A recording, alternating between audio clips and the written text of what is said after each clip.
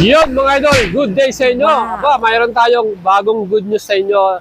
At nandito tayo sa Urdaneta City, Pangasinan. Alam nyo ba, ang magkakaroon dito ng pinakamalaking Kawasaki Plaza. What? Nice. Big bikes po ito. Ayan, no? So, on the way for opening na to. So, malapit-lapit na, mag-soft opening na sila.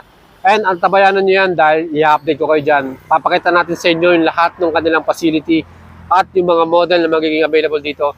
So guys, kung kayo po ay may gustong ilabas na bagong Kawasaki big bikes, saktong-sakto dahil pwede natin kayong mga assist at patulungan dyan.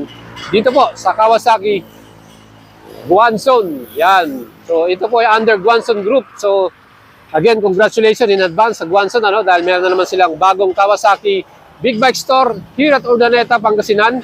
Kaya mga idol, kung taga-norte kayo,